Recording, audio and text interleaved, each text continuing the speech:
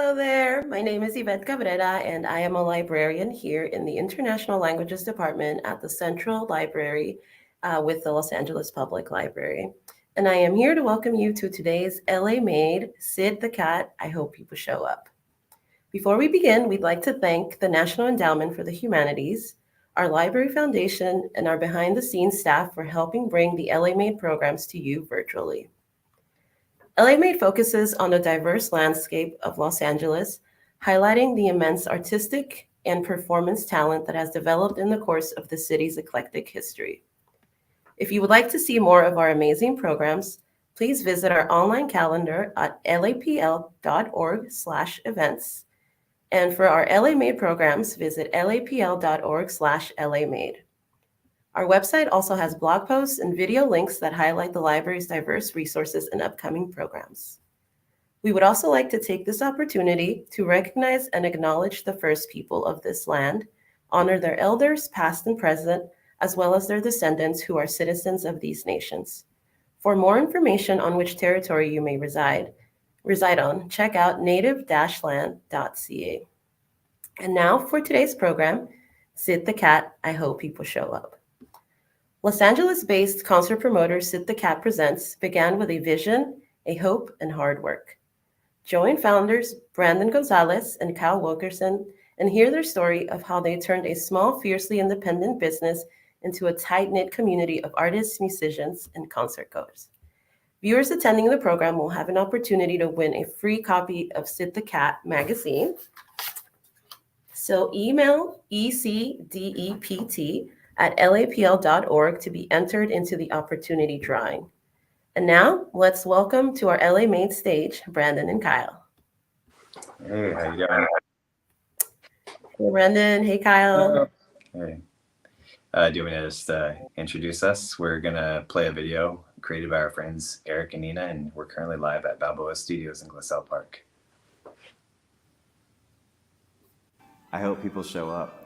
Isn't that what I said at the first show? Yeah.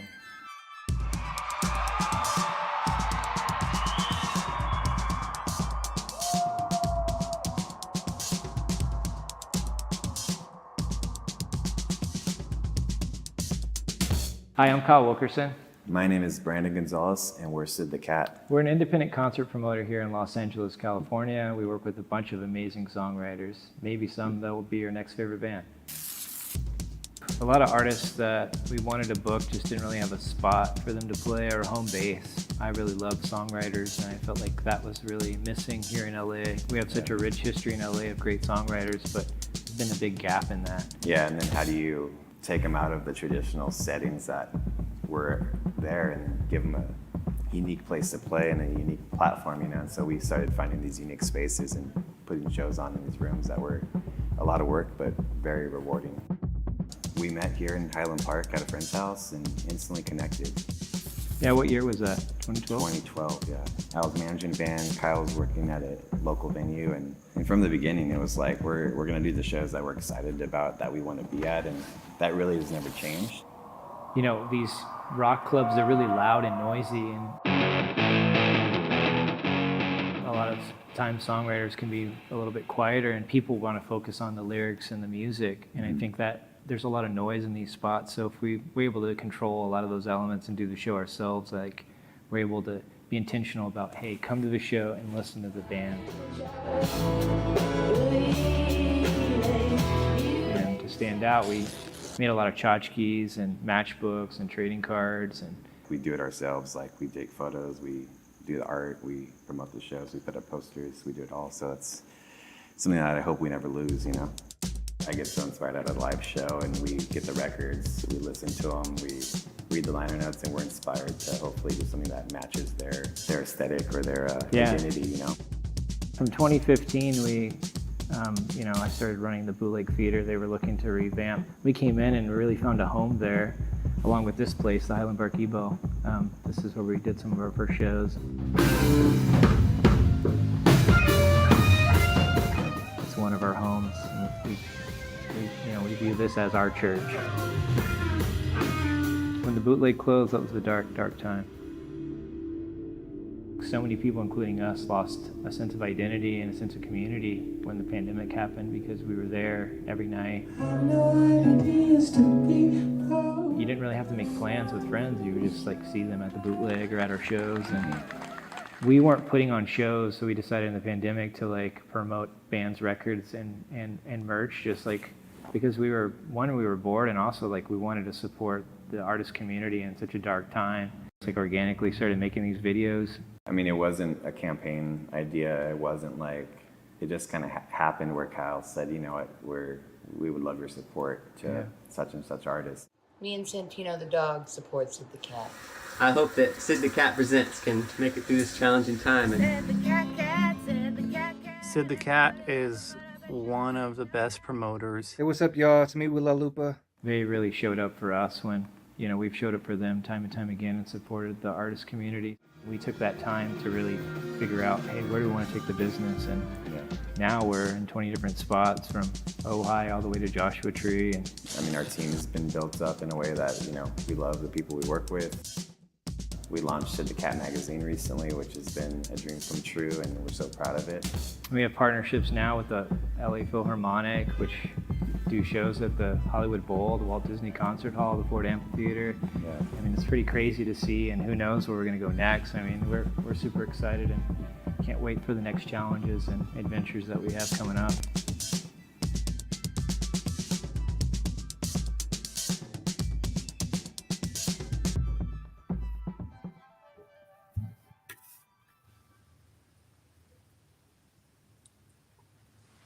That was an amazing video. Thank you. Thank you guys. And I love that this is a full circle moment because I met you guys at a show and now here we are. Well, thank you so much for allowing us to be a part of this. Of course. So I guess I want to know a little bit about your background, where you grew up, a little bit about what got you inspired to become music promoters. Yeah, I grew up in South Texas in a little town called Beeville, and there's not really a lot to do there. There's no record stores. Skateboard was kind of illegal when I was growing up. We have a bowling alley and a movie theater, so a lot of stuff that I had to discover was through magazines like Rolling Stone and Spin and reading about these bands. And it was early on in the internet, so when the internet came and Napster and LimeWire and all that stuff, I was obviously illegally downloading music and going to shows. When I was 17, I had to drive like 2.5 hours down the road to Austin or San Antonio. So yeah, that really got me inspired. And from the time I was 17 until now, I've never stopped going to shows. And I just really started out as a fan, and I just love the experience of the live show, and it can't be replicated any other way. So yeah, that brought me into the music industry, and I started working in Austin before I moved out here. I've been out here since 2009, and that's when I met Brandon. Yeah, I was born and raised here in LA, and I got more into music. My parents had good taste in music, so I grew up listening to like Patti Smith, Elvis Costello, and all these cool bands, and didn't really realize they were cool until later in life. But I got into skateboarding, and that introduced me to a whole bunch of music on the old skate videos that they would play, and got more into shows around college time and started like hanging out with musicians, and then started managing bands, and that kind of how Kyle and I connected, and then from there we kind of started talking about our vision and our work ethic and how we would Do things differently. Yeah. Nice. So you guys didn't do internships or take a class. It was kind of like learning how to navigate it yourself. No, I was going to shows a lot in Austin, and I consistently going and seeing the same people, and I was like, man, I would really like to see if I could intern or like be on the street team at one of these companies that was putting on these shows. And I met this guy, John Micken, and the company was called C3 Presents. At the time, they were independent concert promoters, and they had a venue called Stubbs, and that was a venue I was going to see a lot of my favorite bands at. And they were like, yeah, you want to like be on the street team? Like, I was going to school down the road at Texas State. And so they were like, yeah, if you flyer your school, we'll get you into, these shows for free. And I was like, that sounds like a great deal. So I did that, and that turned into an internship.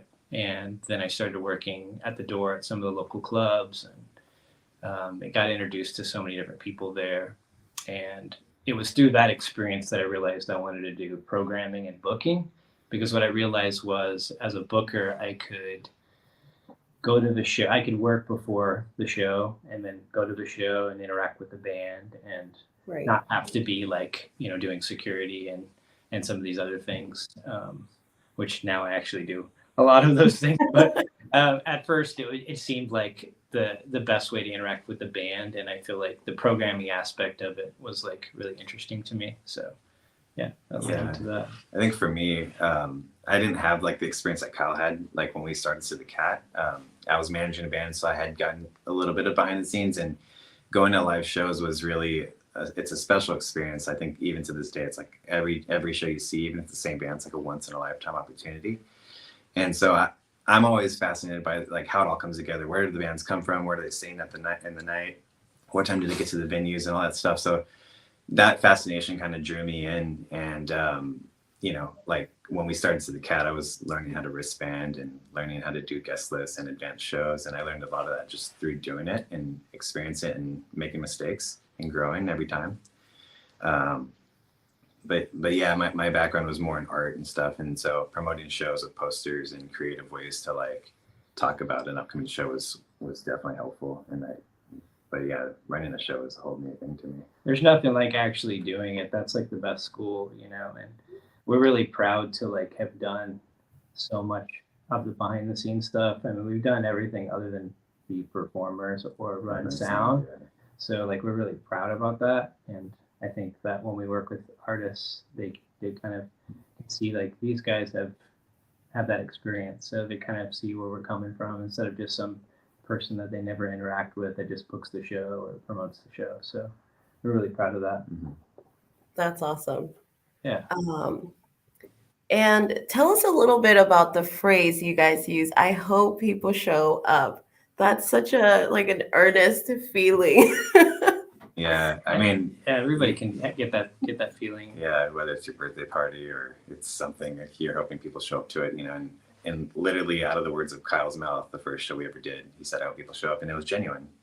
And you always have that genuine hope, and in the landscape that it is today, we still hope people show up, and there's always like a fear that like, oh, even a sold out show, people aren't going to come, and you want it to be full and you want it to feel good. And so that's kind of been our banner, that we have a flag that says "I hope people show up," and it's been our slogan for a long time, and it rings true to this day. It kind of has a two-part meaning too. Like we show up for the artists when I think a lot of people don't, like especially early on. Like we take a lot of chances with artists that we work with. I mean, we're really proud to be like maybe the first show for people when they're traveling, like their first tour, or it's a local band and they want to play like a legit spot, and we've given them their shot. And so we've kind of shown up for them. I mean, well. Yeah, going back to like how we got into it and how we learned, it's like we showed up to hundreds of shows, and we made sure they happened, and they happened as fast as they could, So I think showing up is a big thing for us, whether it's us showing up or it's people showing up. And we're in the people business, like we're artists first, and we want to make sure the fans have a great, safe experience too at all our shows. Great. And what about your name, Sid the Cat? It's named after my cat, Sid. He actually passed right before the pandemic, but he was a big inspiration for us. And when Brandon and I were kind of thinking, I actually didn't like really want to start my own company, but this guy like kind of convinced me. I was unhappy the last place I was working, and Brandon was like, "Man, we should just do this ourselves." And we only had one idea for a name, and it was Sid the Cat. We thought it was funny. Yeah, I mean, when we were sitting there thinking about it, Sid's a unique cat. I mean, Kyle potty trained him to use a toilet, and he had quite the personality. Yeah. It was a unique cat. So yeah, that photo, I think, I don't know if it was in the video, but of him wearing the leather jacket, we talked about it earlier, but that inspired our first logo. Yeah. So yeah, there it is. So it's such a handsome cat. Yeah. That's a cute cat. Yeah. Cool. Well, I have personally gone to a lot of your shows, and I really dislike that there's no longer like a ticket culture. You don't get a ticket stub. But I really like that you guys create these baseball cards, matchbooks. And I think the one that I was like, what is this? It was seed paper, which was super interesting. I was like, oh my God, there's the seeds. I can go home and plant this, and then I'll remember this show forever. I'll have my little plant. Can Yeah, you that's tell us how how it that? started. Yeah, that really how it started for us was like people don't have tickets anymore and they just will have a crappy photo on their phone as a remembrance of the show. And so we wanted to make a keepsake and memento. And it really started with the matches. That was like really the first thing we made. And that goes back to Brandon. Yeah, I've always just loved collecting matchbooks from a bar, a restaurant, or a casino. And even if the food was bad, I was like, at least I got a matchbook, you know? I write a note in every matchbook flap. And so when we started promoting shows, like, you know, the minimums were so high, but we eventually got to a level where we could produce them.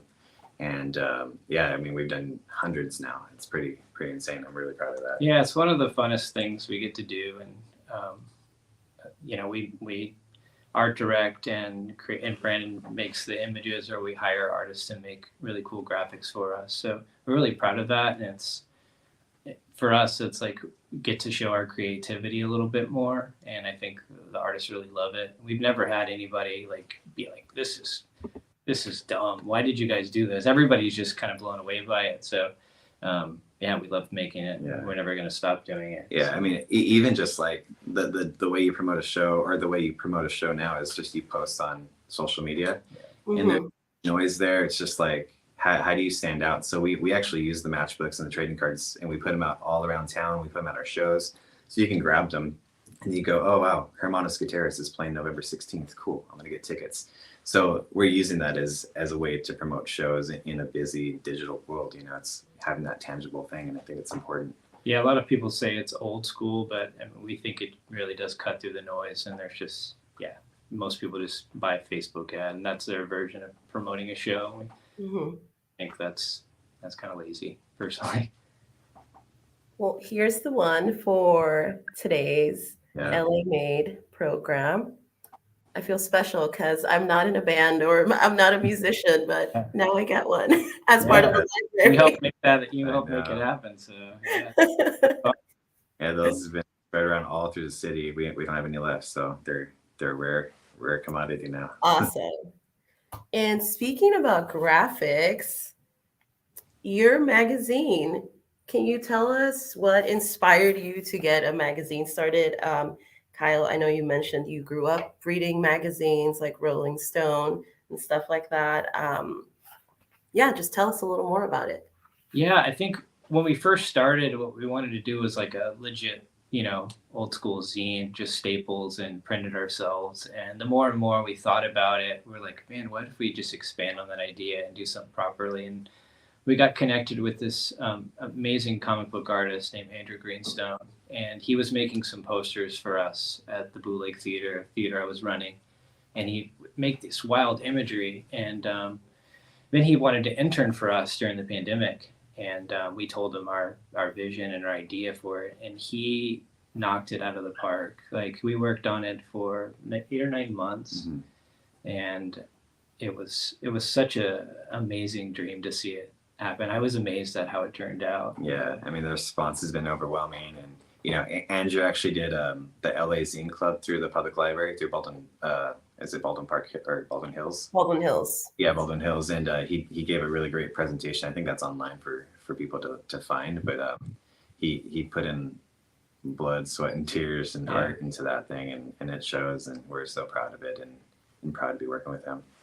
Yeah, hopefully have issue 2 out early next year. So, Amazing. yeah. Cool. And can you tell us more about the venues you guys use, or how you guys create those partnerships with community spaces? Yeah, we started initially in a DIY space near Echo Park. And a lot of that, like we kind of talked about in the video, was there was kind of a void in LA of spaces for certain artists that were excluded from mainstream venues. And we found, like, what if we were to find, you know, halls that we could rent or community centers and put on events there. And we thought it really brought out a unique experience for the artists. And we've done that from the beginning of our company, and it's something we're really like proud of, and also we think it brings out a unique quality from the shows, and people kind of pay attention to the spaces a lot too, which I think is different. I mean, there's so many rock venues that every band has already played, and so I think when a band comes to town, they're like, what is this place and what's the history of this space? So a lot of times we kind of focus on the venue and the history of the venue. Yeah, I think we love this city, and we're just always trying to like highlight these spaces, Yeah. and like we walk through pretty much any space that could potentially hold a show. So I mean, we're like we joke that we're like the heel hauser of concert venues, you know. We should make a series about it, but we're always trying to find Concert the next gold. great thing, you know. And a lot of people will come to us now and say, hey, we want to do a unique show in a unique space, and we'll try to find that for them, what size it is and stuff. And Kyle, as a talent buyer, is always putting the bands in the right rooms. Like that's kind of what we pride ourselves on, like finding the right band, the right size, and putting it in the right room, and making sure that it's a great experience for everybody. And you know, that's something that we'll continue to do. Right. It's like you're curating an entire experience. Yeah. Is there a dream venue or a place that you're like, this place would be great for a concert, or a place that hasn't been available yet that you're working on? Yeah, I mean, that's the goal, is to have our own home base again. I mean, we had that with the Bootleg Theater. That's still our favorite venue of all time, RAP. But yeah, we're actively looking for our own home base, so keep an eye out. Yeah, I mean, we haven't found the spot yet, but when we do, it's going to be a dream. Awesome. And tell us a little bit about your partnership with the LA Phil. You guys are going from small venues now to promoting stuff at the Walt Disney Concert Hall. I've also seen that you guys promoted a show at the Hollywood Bowl recently.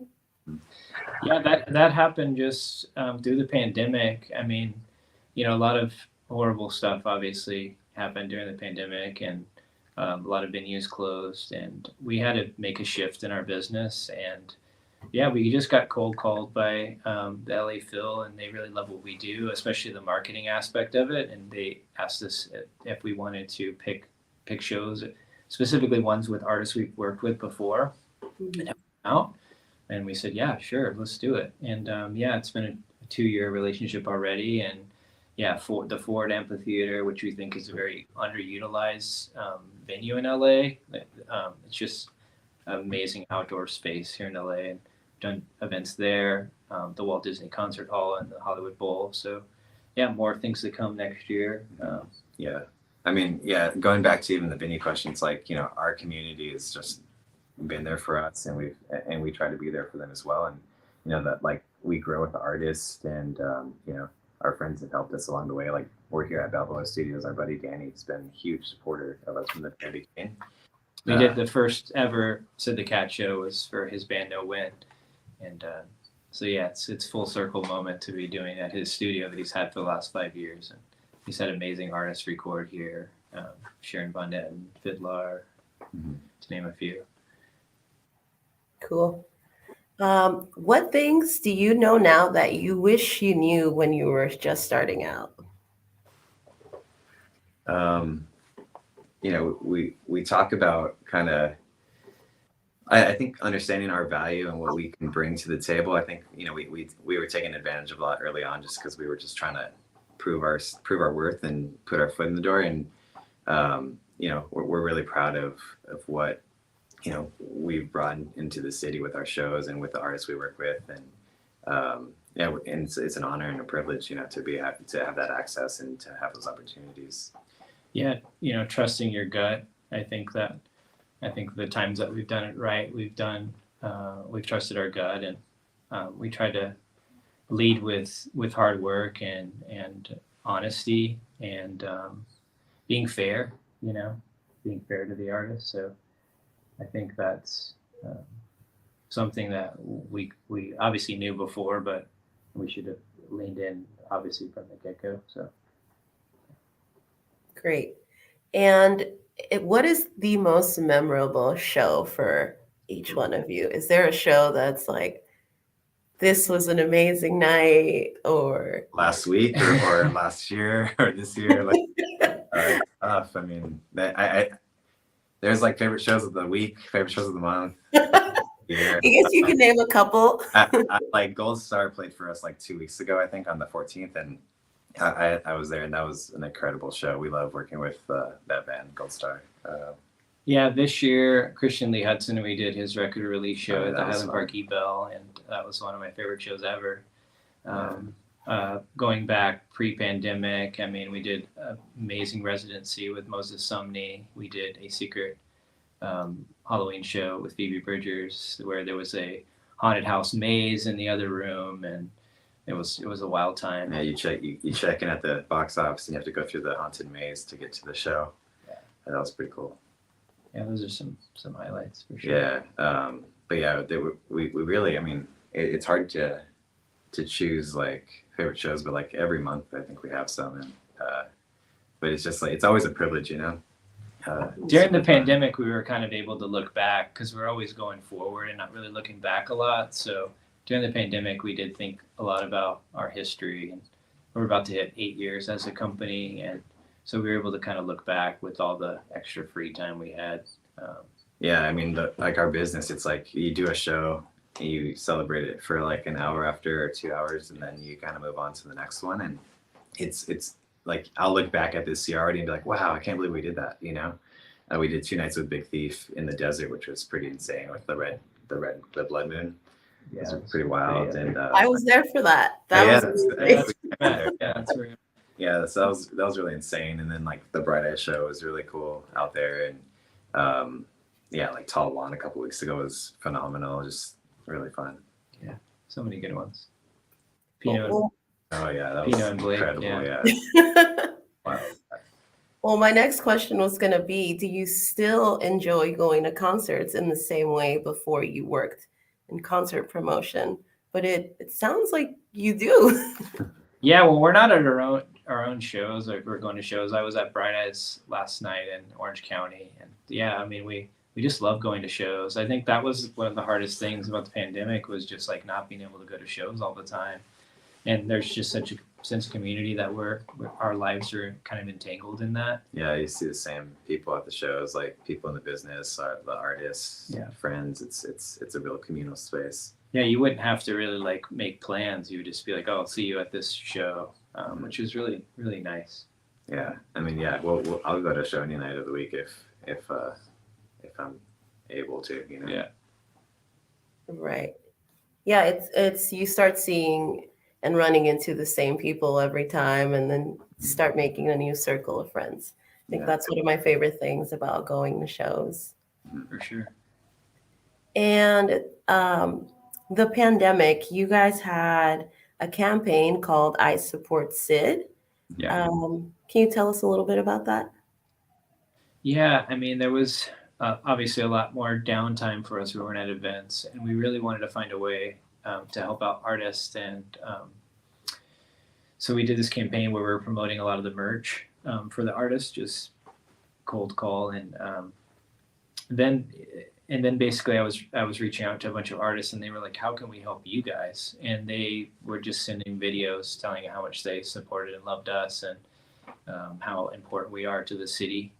And we were just blown away by it. Yeah. It's still one of the things that we're proudest about that time was the support that the artists gave us. Mhm. And like I said in the video, it's like we've supported artists from the beginning, sometimes in their career, and given them shots. And I think the proudest moments for me as a producer and a booker is like when an artist tells me like, "Oh, you changed my life," or "You gave me a shot when nobody else did," or "You listened to my silly songs," or whatever.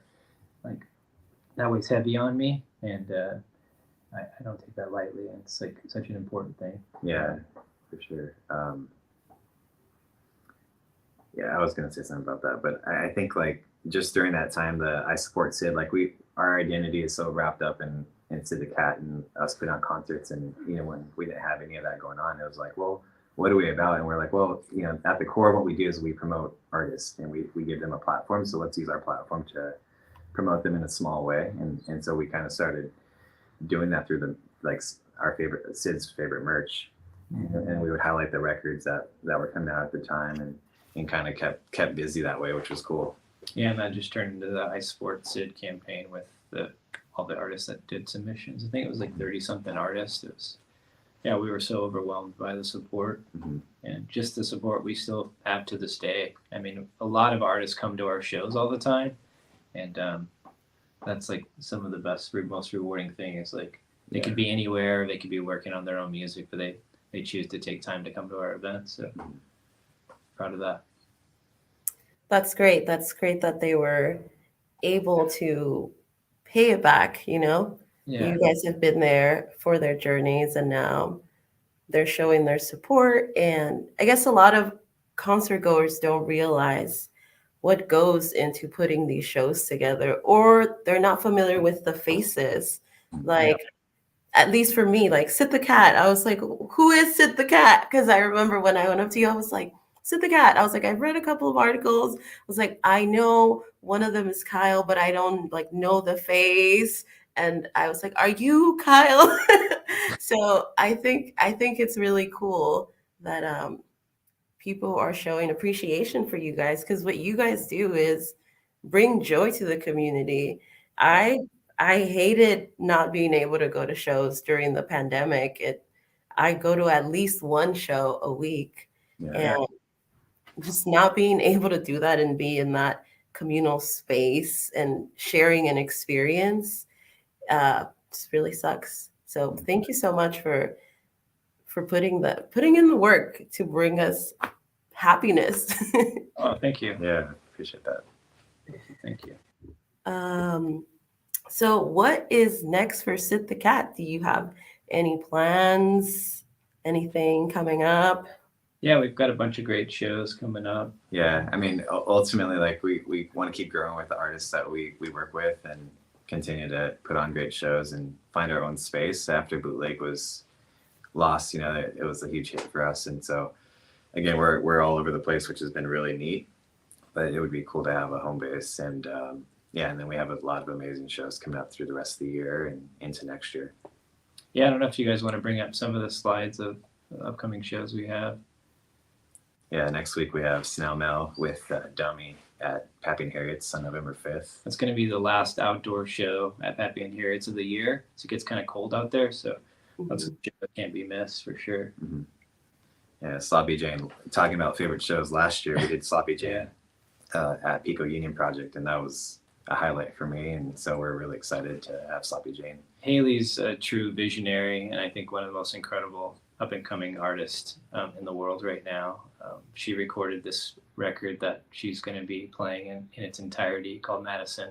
She recorded in a cave, pulled instruments down into a cave and recorded instruments down there, and it's a really wild record, and that's going to be a really fun show.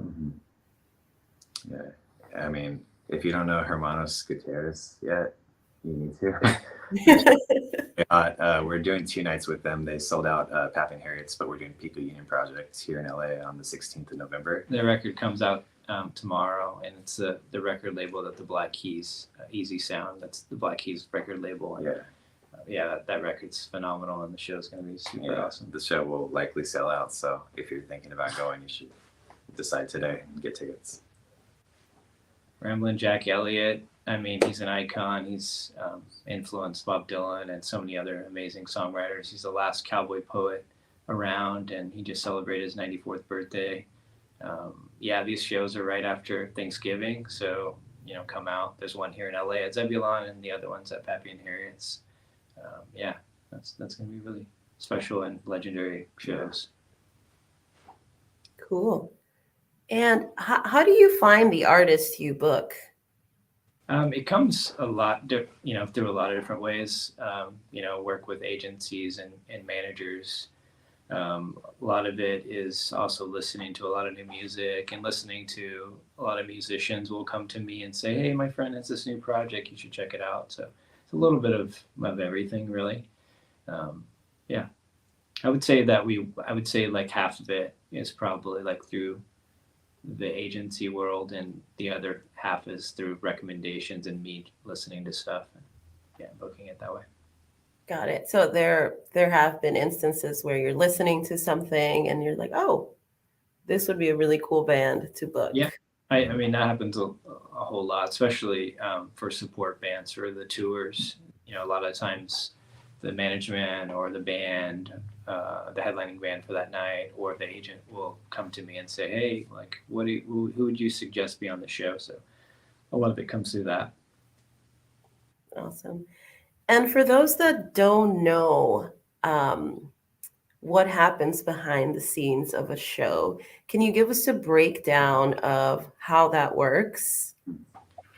Yeah, I mean, it depends on the venue specifically, but yeah, I mean, it starts with the booking process. I'll book the acts, and if they're signed, there'll be a contract, and then the on sale will happen. Tickets will go on sale online, and then the day of show, sometimes there's a build out involved. If it's a non-traditional venue, they may or may not have a stage or a sound system. We'll do that. We'll bring that in, or obviously lighting too. And then it's sort of waiting for the band to arrive and load in, greeting the bands, then sound check, and then getting everything prepared for the patrons to come in. And then it's showtime, and we hope people show up, check people in, and show happens. Yeah, make sure it goes on time. A big part of it is just communicating ahead of time too, to like advance a show and give all the details to the tour managers, like where to park, where to load in, all that stuff, what the schedule is going to be. And then we kind of go back and forth on tech specs and just make sure we have what we need. A lot of communication. Yeah, I think that's key. Yeah, we pride ourselves on that, being great communicators with the artists that we work with. Yeah. And what is your favorite part of the job? For me, it's sometimes finding an artist that nobody knows about and being able to host them and champion them. That's the biggest kind of rush that I get from what I do. And being able to support them maybe when their own family doesn't support them. That's also been a lot of times musicians say, like, you've supported me more than my own family, and it's like that's heavy for me. But I love championing artists, especially if I really love their music, and we have that. We have that for us is like we don't work with anybody we don't want to work with. We like we said in the video, it's like we book shows that we want to be at, and I think that's kind of been something that's allowed us to put as much energy and love and passion into it. Just like there's never been a show, like if I have to miss a show because of other obligations, I'm like, oh man, like I feel like I wouldn't want to be there, What's your favorite part? Yeah, I think seeing it all come together and seeing people enjoy that experience and see the artists have a good time, and like people taking the matchbooks and people coming in the door and then people leaving with smiles on their face, and that's like when I feel really good about it. I'm usually like pretty like nervous with building out shows, like making sure we have power, making sure it sounds good and the flow is nice, and then at the end of the night I'm usually just like really satisfied and feel proud of what we put on. And how long is a typical day for you? A typical work day when you're not at an actual show? Or I mean, we get up and we start at 9, and if there's a show that's a build out show, we could be at the venue till 2 or 3 or 4 in the morning. If it's a show where it's like a traditional venue and it's a Monday through Friday, we're still working office hours. I mean, a lot of people don't understand that about what we do, and like, it's not that we're on call, we're not doctors or anything, but I get emails 24 hours a day, and obviously I don't look at them at 3 or 4 in the morning usually, but that's a part that people don't understand. Is like it doesn't stop. In a city like LA, there's always shows happening. There's really no downtime. I mean, even the creative aspect of it, like Kyle will be brainstorming concepts and sending them to me like at 1 in the morning, and then sometimes I'm up cutting out stencils or something, like it just depends. But it's like a weird obsession that we're just always thinking about it, and we love it, so it's like it's easy to do that. I think I was having a conversation with a musician about this that had to cancel a show, and show business is a very interesting business, but at the end of the day, it is a business, and especially in LA, it doesn't stop. And I think people only see the glamorous side of it, or just the event itself, and think that that's the only amount of hours that somebody actually worked. Mhm. And really, it takes a ton of hours just to even get to showtime. So we tend not to just track how many hours we do in a day, because I think we would probably go. Yeah.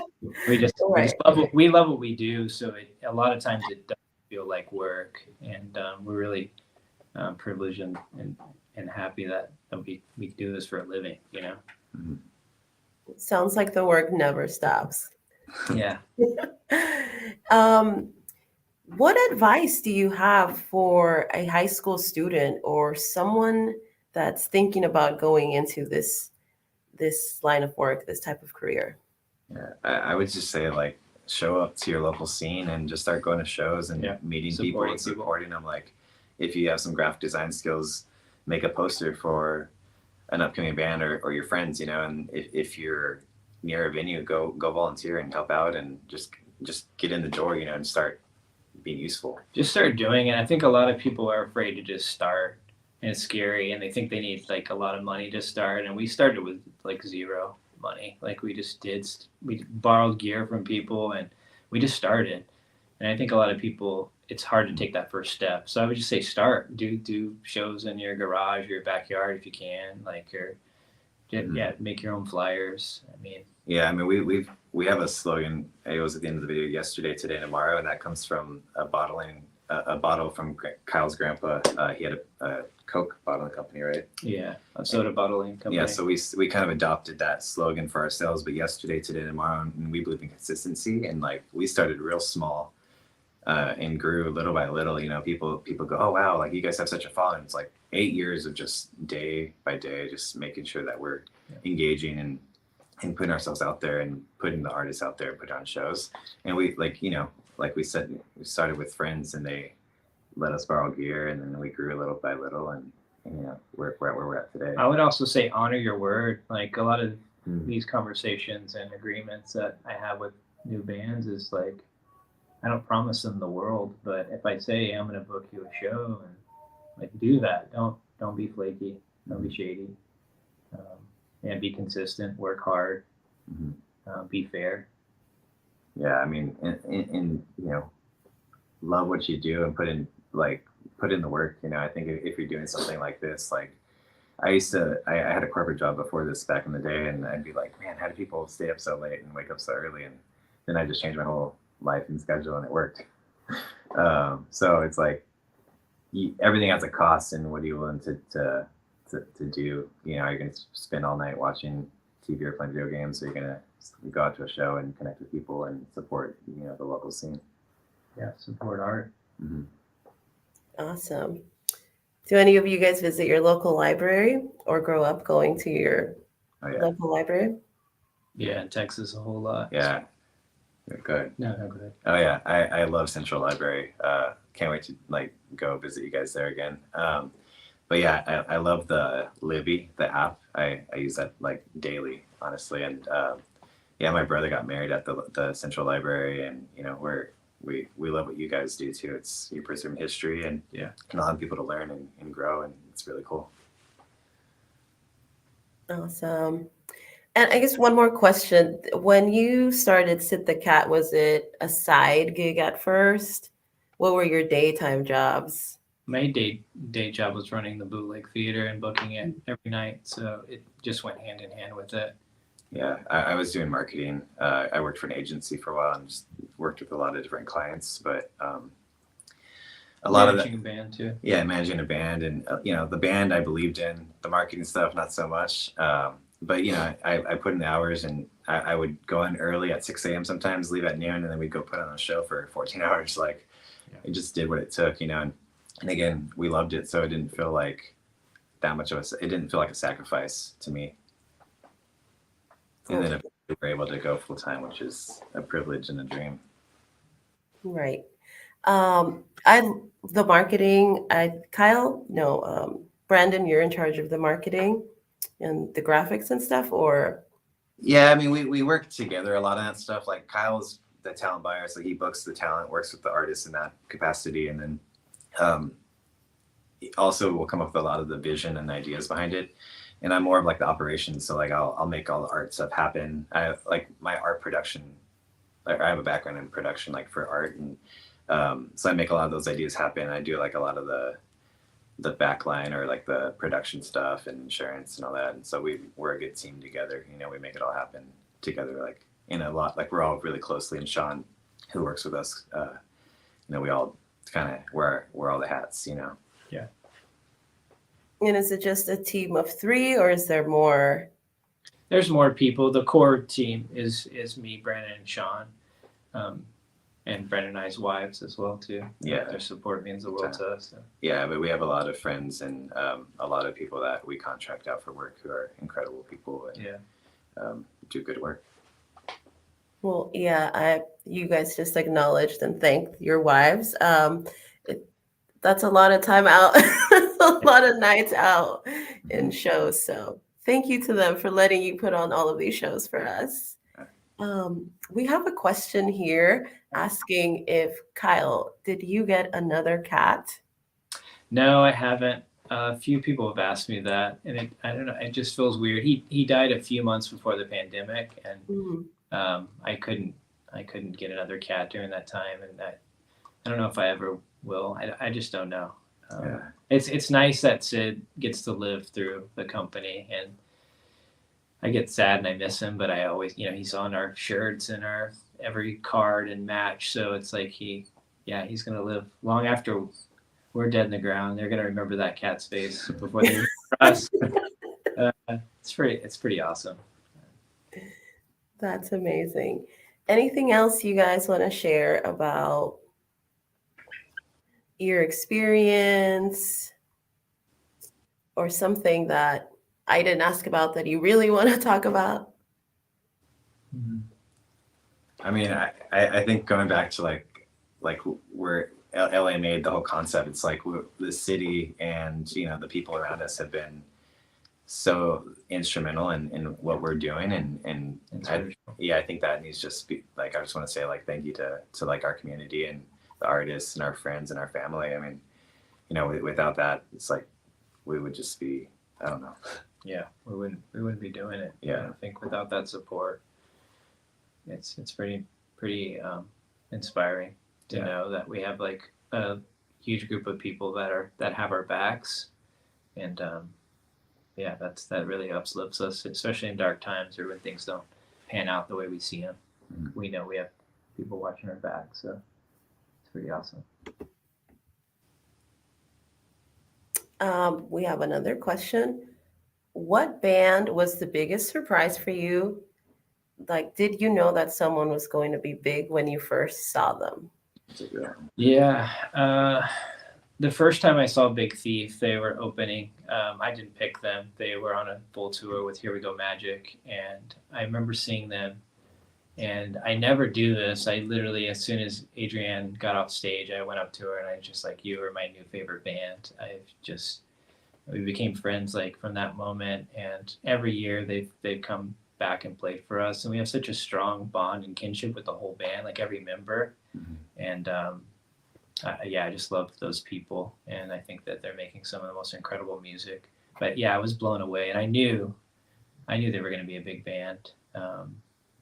And Phoebe, my friend Phoebe, I've been working with her since 2014, and I've just been steadfast in believing in her songwriting that would shine through, and it's incredible and inspiring to see, her just get so big and everybody just kind of falling in love with her music during the pandemic, and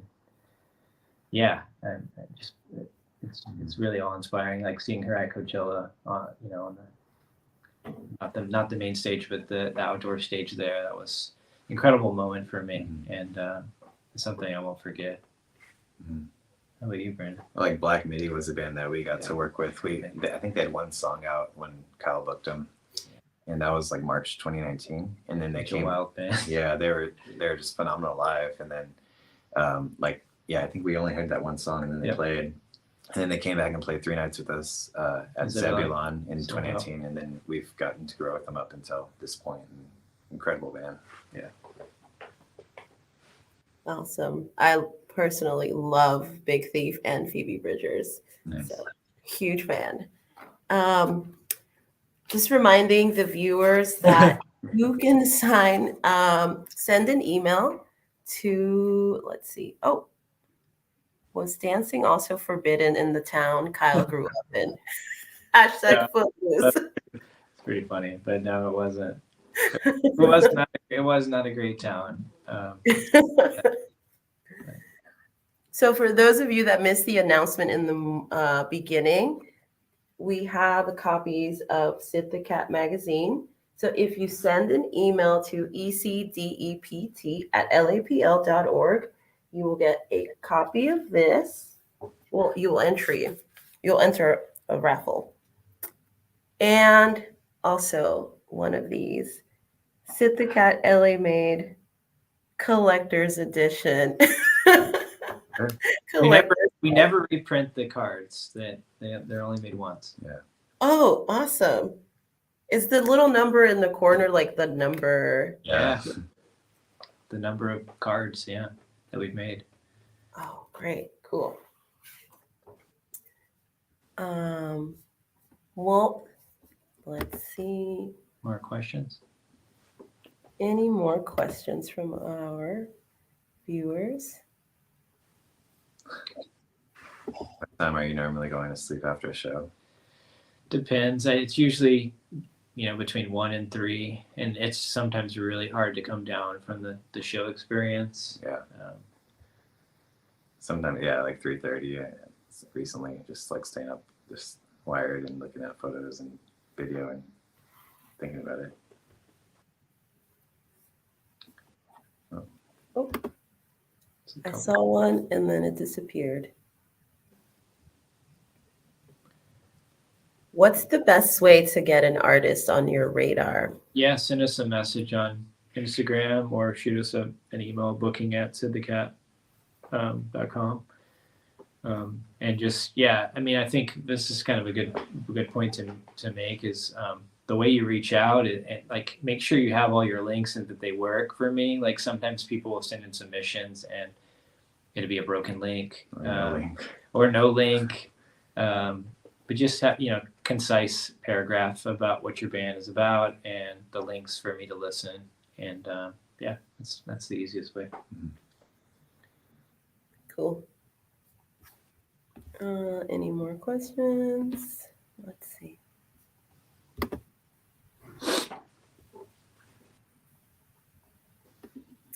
Well, I think that might be it. Awesome. Well, thank you guys so much for being here today. And again, thank you so much for everything you do for the music community, for artists, for music lovers, for showgoers, concert goers. Thank you. It's great. I don't know what to say. I love going to shows. So for me, it's like if there weren't people like you out there, I'd be incredibly bored. Oh, thank you so much. Yeah, one last thing we would like to say is like, well, I think when we first started, we didn't really view what we do as an art form, and I think the longer we've done it, like we view what we do as there's an art to it, and we take really great pride and time to make sure that we put on the best events we can, and hopefully it's the best events for the patrons and the bands as well. So. Well, it's definitely an art what you're doing. So keep doing it. We'll be here to support. We'll show up to the shows. Yeah, show up. All righty. Well, thank you so much for joining us for today's LA Made program. Remember to check out the library's online calendar at lapl.org/events for any upcoming LA Mades, including our next program on Friday, October 28 at 4 p.m. for Shoebox Altars with Self-Help Graphics. In honor of Dia de los Muertos, the Los Angeles Public Library, in collaboration with Self-Help Graphics and Art, is proud to present a virtual workshop on how to make a shoebox altar. Learn to create your own miniature altar using a recycled shoebox and other materials found in your home. Explore the significance of an ofrenda, an offering, and how they can be used to celebrate loved ones who have since passed on. For a list of materials needed for this program, please go to lapl.org/LAmade. Until next time, we truly appreciate all your support. The success of LA Made and all of our library programs could not happen without viewers like you. So thank you so much.